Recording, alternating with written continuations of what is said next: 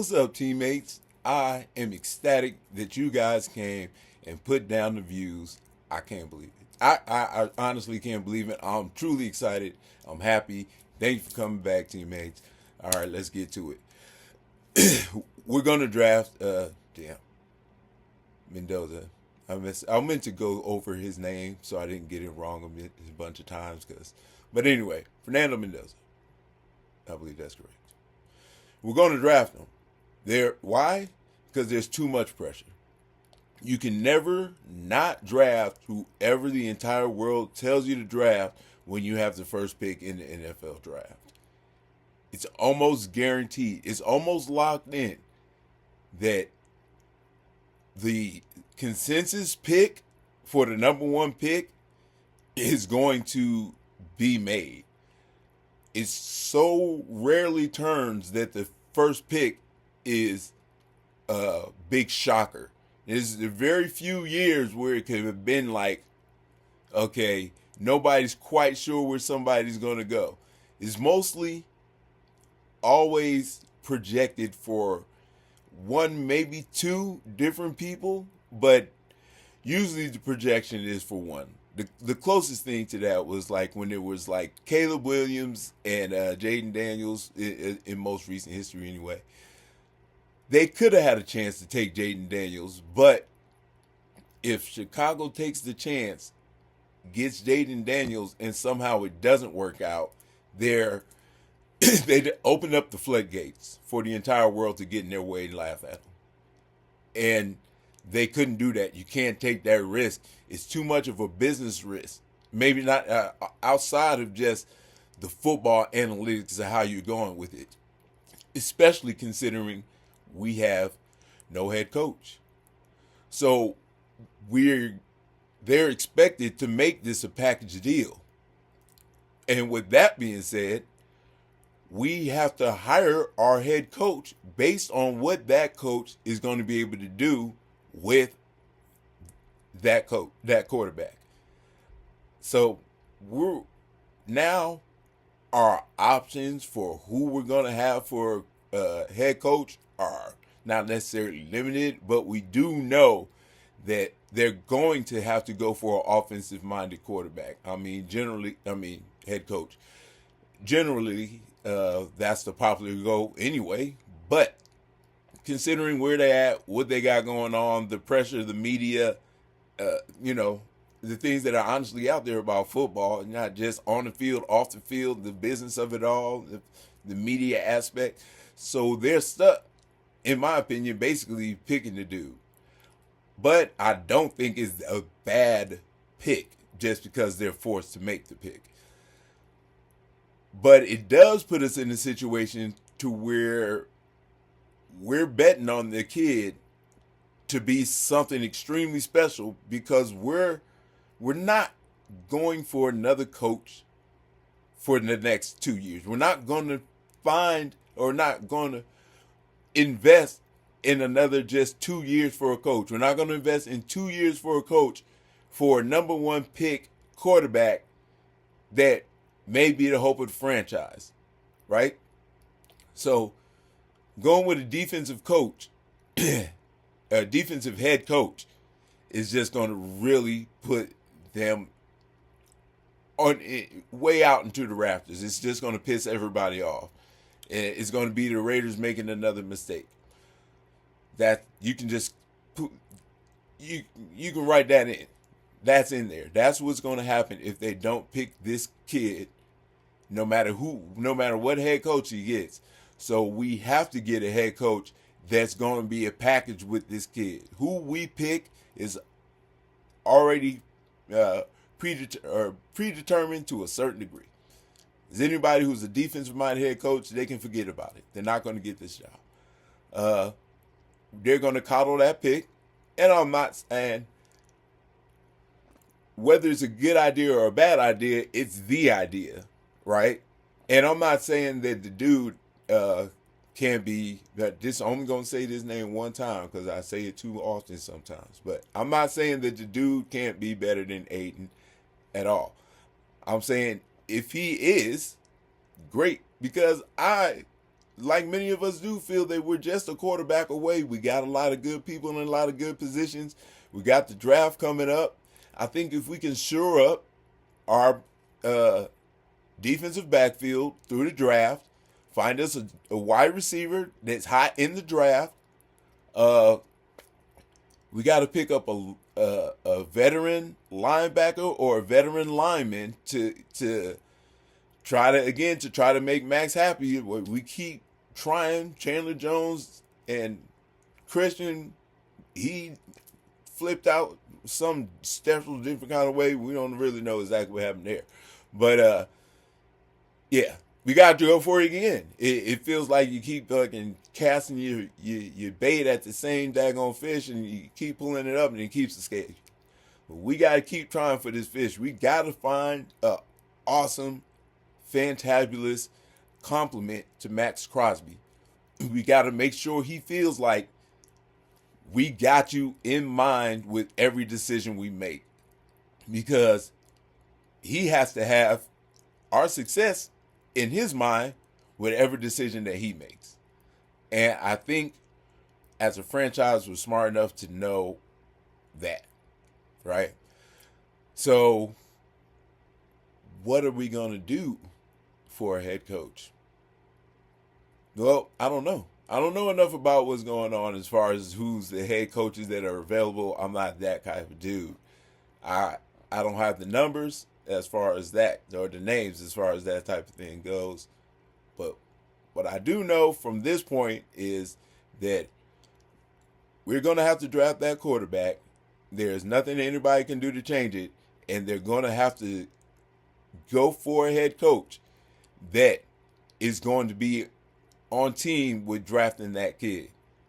Because if we don't, the Raiders open themselves up to so much harassment and chastisement, if that's a word, that it just be inescapable to come from under.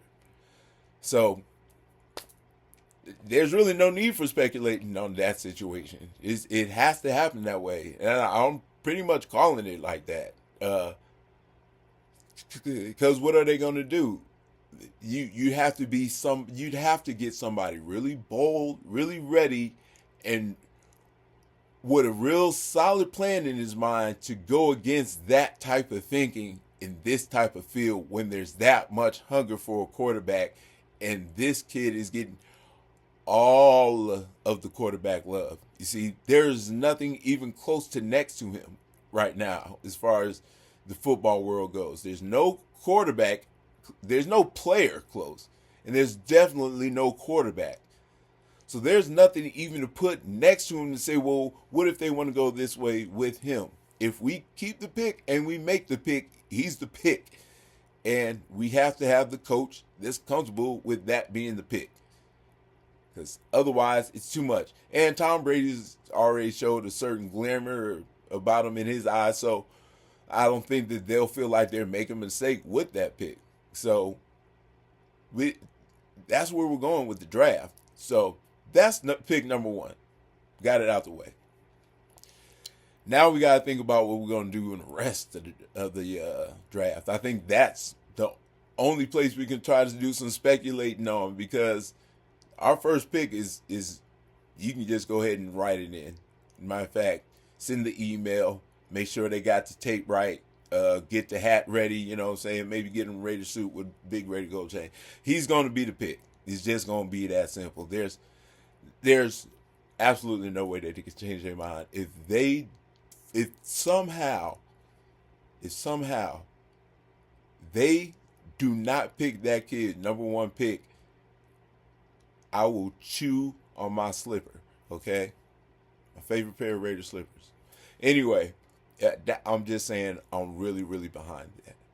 So, what are we going to do after that? What I hope we do is get those DBs in the draft, get that super duper compliment to Max Crosby on the line, or as a linebacker, some veteran, some must-have monster that's on the market. I'm not sure who is, Like I said, I don't have information like that. I gotta watch, news just like most of us do. I'm not a research dude. I'm boring. Not for real. I got stuff to do, like this stuff. But I got kids. So, anyway, I think that's the direction we're going. Hopefully, we go to the draft. We look into some, you know, defensive players in the draft.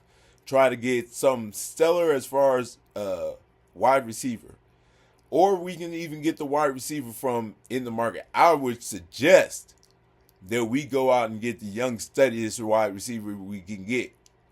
I would personally think that actually might be the best thing, is to get our superstar quarterback, we hope is our franchise quarterback, as our first pick, and then come around and get the best wide receiver coming out. Whether he's going to be the next best thing or not, we can hope for a tandem like that to continue with from now on, right? What if we hit on a wide receiver and this kid that they can connect?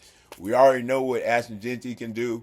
We got our speedster and Trey Tucker on the other side. We got a brand new super duper rookie in Brock Bowers.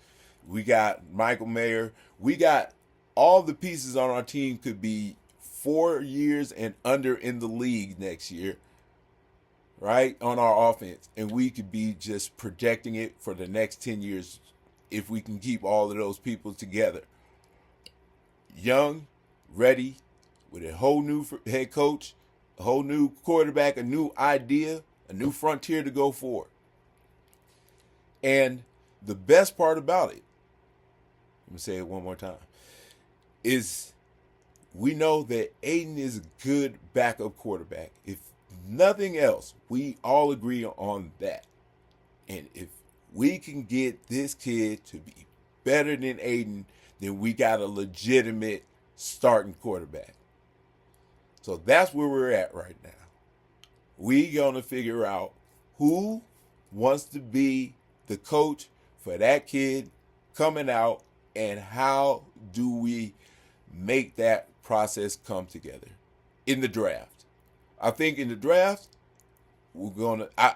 I would think, as far as if I was making the plan in the draft, I would go build up the offense through the draft, build up the defense through free agency and the money we got. We can get the young studs with the talent. We can see what transfers over, into our offense, into their rookie years, and what we're trying to put together on our offense, because it's going to be all new for everybody right there, right? And then on the defensive side, we get the people that can work with what we already have. We can fill in those holes, right? We can get a monster. We can get somebody, in the linebacking core, and then we try to get a couple of heavy DBs. We got money for that. We got a lot of stuff for that. Geno's not going to be on the team next year, so we don't have to worry about there being a competition for who's going to be the starting quarterback necessarily, because if they're going all in on the kid, anyway, Fernando Mendoza. Anyway, if they're going all in on the kid like they pretty much have to, then there's no need to try to bring in some type of outward veteran in to be his wide receiver, to try to build up a relationship with, once one's a rookie, the other one's 5 years in or 6 years into the league. I'm not even sure who would be available as far as wide receivers. That's more information that I don't have, that I'd have to watch TV to find out, because, again, I don't do that part. But I think that that's the way they're going. I think that that's the best way to go as far as going with the offense and how to put the defense together. I'm not the head coach. But then again, no one is the head coach right now, so shit, as far as we all say, we're all right. Right? But I think that's the best way for us to go as far as going forward with the draft. It's too bad Pete Carroll had to go. but he had to go. What are we going to do about a head coach? Who knows? What I do know is it's more than likely going to be offensive minded head coach. So when you're looking at the potential persons for it, they're going to be all offensive minded head coaches. I can pretty much guarantee. If I'm wrong, then I'm wrong. But the way everything's set up, the way the pressures of it all are set, the way the franchise needs to go, the best way that the consensus agrees to go is to take that chance on that best quarterback, build the franchise around him, and then go forward. The good thing for us is we seriously are a quarterback away. Stronger DBs, yes. Another monster on the line, on the D line, yes. A reliable, serious number one wide receiver. Not that Trey Tucker ain't doing his thing because he does, but that's not Trey Tucker's position. We need Trey Tucker moved around. We need him to be, a utility. We need him doing all kinds of things in different areas. We got to use that speed. So we need to have somebody that's going to be taking down that number one wide receiver spot. And I don't know. I think we should go to the draft to find it. But I don't know what type of talent there is at wide receiver in the draft, as well as I don't know what type of talent there is available in free agency in the draft. But what I do know is that they're going to have to go with the quarterback because they have to. They're going to have to shore up the defense, and I think they should do it through the free agency. They're going to have to get some DBs because DBs get hurt a lot, like your boy Isaiah. Whoo, he got hit. He's a good kid, and he's aggressive. He's a hardcore player. He is not supposed to be trying to hit people that big. He got to know how to go after those knees. But he got hit hard. I was there at the game, and I saw it. I was like, damn, he made a mistake. He did not want that shit to happen. But he's so aggressive and he's so fireball that he just went in and put his head down and went in for the hit. And I respect him for that. He got hit. But anyway, back to the fact that DBs get hurt. And the younger, the faster, the better. Because you can teach awareness. You can't teach speed. And when it comes down to DBs, if you got speed, we can help you find the other stuff, hopefully. But we need some speed in the DBs. We need some shoring up in the linebacker core. We need a monster on the defensive line. On offense, we're going to get the quarterback. We need to get a wide receiver through free agency or through the draft. I would like to see it through the draft because I would like to see some type of cohesive relationship start boom early, because this could be the thing. This could be how Troy Aikman, Emmitt Smith, and Michael Irvin came together. It's just all of a sudden, three pieces came together within 3 years, and they took off from there. And they had the same place and same career for 10 years, and they went nuts with it because they got those three things right: quarterback, wide receiver, running back. We got the running back. Then I'm going to do another episode, however you want to call it, strictly about why I'm mad at the entire world and how they did Austin Gentry. There's too many people who are not out there saying that he is a bad mamma jamma. Everybody should be saying that. Everybody. Every single person that has watched any of those games, that has seen what he's done with what he's had to do it with, and understood what he's done to break that rookie combined yards record that was set by a lot of people's favorite man, Josh Jacobs, right? So we got that. We got that in him. If this kid is what they say the kid is going to be, then we got him. You know what I'm saying? And hopefully we can put a wide receiver in there. We still got the two tight ends. We got the running back. And we got Trey Tucker, right? Whatever he is, he's fast. And we got fast, right?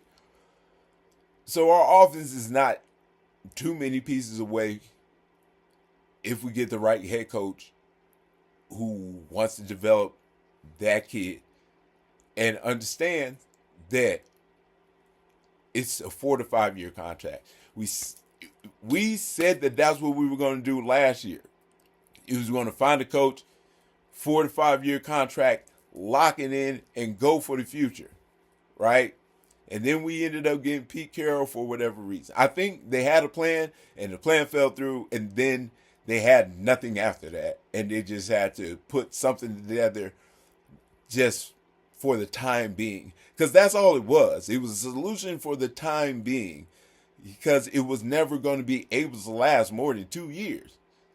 And I think they had to know that going into it. They had to, right? And I thought maybe they thought that they would be using these 2 years to stretch out some time. Pete would put a decent record up there. It would give them time to either fail the next year or build up, right? And that would give them more time, to a full 2 years, to look around and see what they're going to do as far as a head coach once, Pete Carroll retires. I think perhaps that may have been the thinking, because that's, because it doesn't really make sense to try to build the future off two players or off of two positions that are looking to retire soon. Geno Smith don't got 2 years left in him. He might not have next year left in him. When we know Pete Carroll, should he be coaching after the next 2 years? None of that was going to last more than the next 2 years, and it didn't even last that long. That being said, for a serious contract for 4 years for an offensive-minded offensive-minded head coach, that's what you're going to see. However, he's going to go young or new or old, or I'm not sure how young they're going to go. I don't know if they're going to go with someone who's young, who was previously a head coach, or if they're going to give somebody a chance coming out of somewhere. But as far as what's best for the future of the team, the franchise, and the business, they got to draft the kid. They got to get a head coach that's going to be willing to work with him and make the franchise all about him, right? If he's that good. If we can do this, if he can get in there and take the job and outdo Aiden, because like I did, he's a good backup quarterback. So if he's better than Aiden, then we got a good starting quarterback. A good young starting quarterback with infinite potential, right? So that's where the happiness comes from. You could probably hear my alarm in the background. That's time for me to take my medication, which now y'all know I'm sick in the head, but y'all pretty much knew that anyway. So I'm going to cut it here, right? Because the window's closing and I got to get out of here. Okay, so that's the way we win in this draft for this franchise. But can't win them all, and the clouds get dark. But when you want to see the bright side, come to the silver lining. Guru out.